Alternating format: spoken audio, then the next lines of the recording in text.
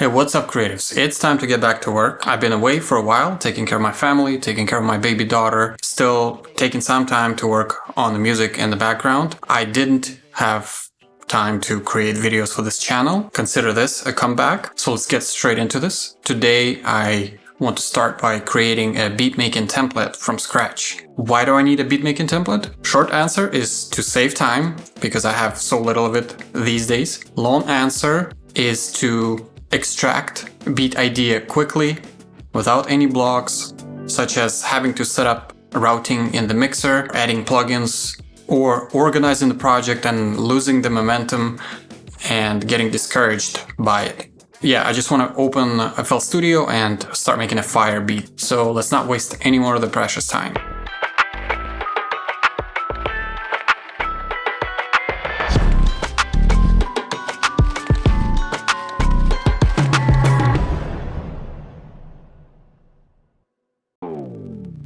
Now I'm gonna show and walk you through my process of creating the template. It's not like I have a process for creating a template, but it's something that I've done a few times in the past, and until I chose the proper format of my template and something that I keep going back to time and time again. I rarely start my beat making sessions with clean slate, the way you see it right now. It looks rather intimidating to me, to be honest, because there's a lot of decisions to make when you start from blank slate. You're gonna have to route everything to mixer, maybe color. You don't have to color, not a lot of people do, but me, for organizing and for aesthetic and for mood purpose, I do add colors. So I want to eliminate that step right away. It still is going to be customizable, so you can still make changes to your template as you go. As the beat making session progresses, then you're gonna need to maybe rename some sounds that you drop into your channel rack. All of the routing and buses and synth channels that can be eliminated in this template making stage. I'll go over that, but I'm gonna try and keep this video as short as possible. So let's get going. Adding instruments first. This would be piano. Clone this. Let's make a guitar. Clone this one. Synth. Clone again. Pad. Typically I have 3 to 5 melodies. I'm gonna add one more. Call it texture. I'm gonna select all of them. Then go into this menu, and I want to give it a color.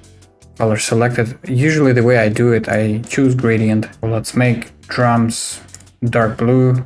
This is asking you from the first element to the last one, which color do you want it to change from to. So I wanted to change from this dark blue to, pick this one.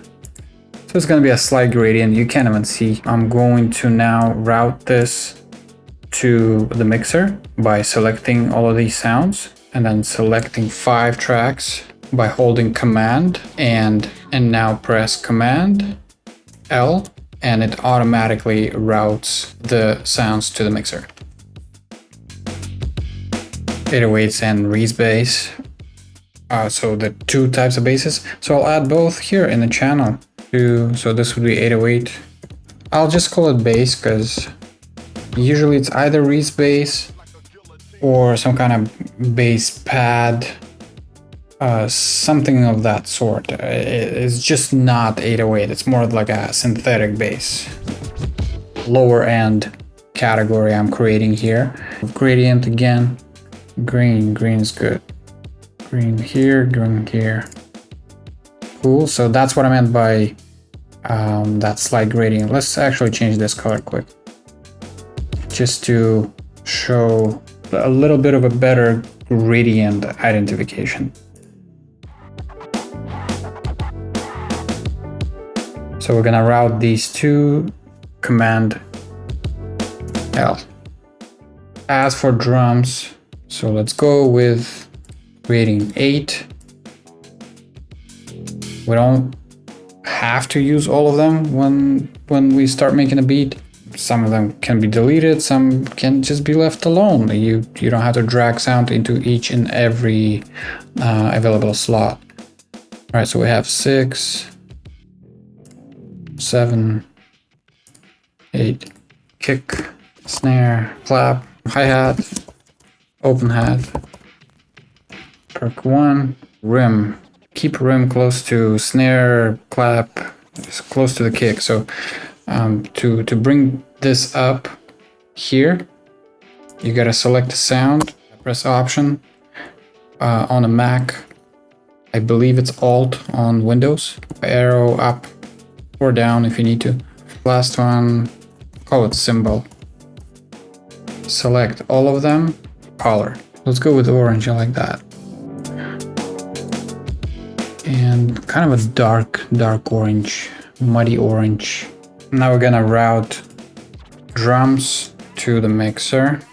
Select the tracks and then Command L.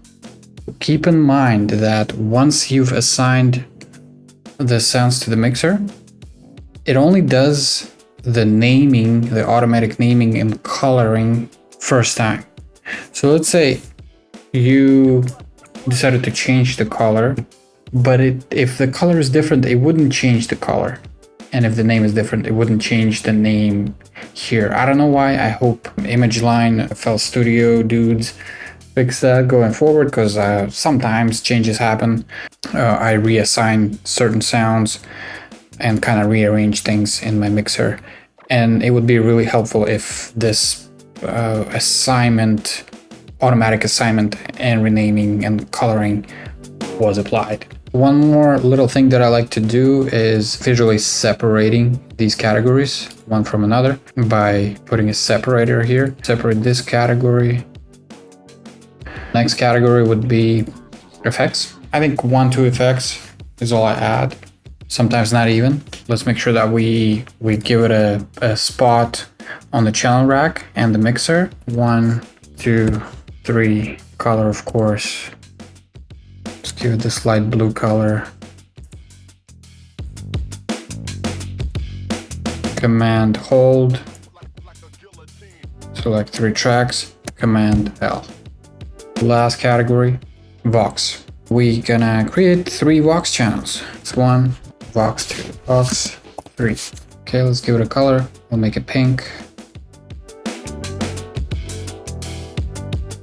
And assign to the mixer.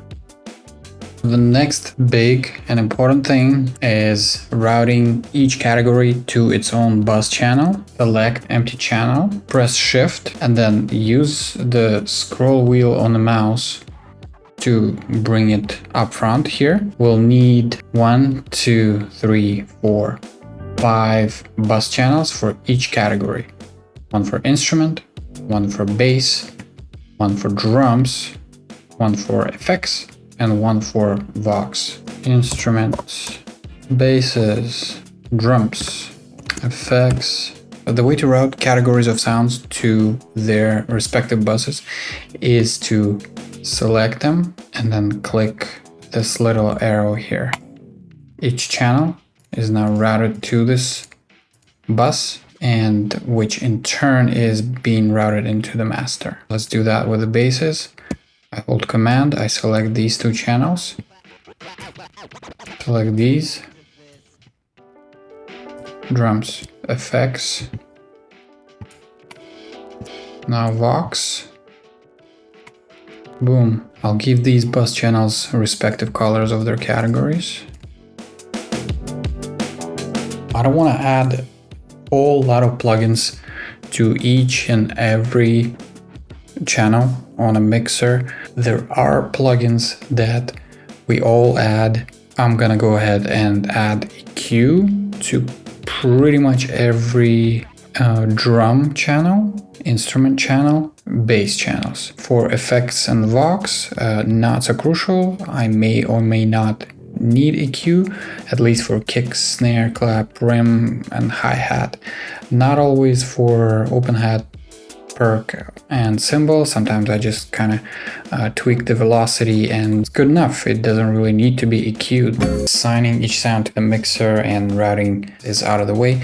I just want to add all of these sounds to the playlist. The way to do that, currently it has to be done separately for each one of them. So I would right click and then go to assign to new instrument track. So it does it from the first one at the top.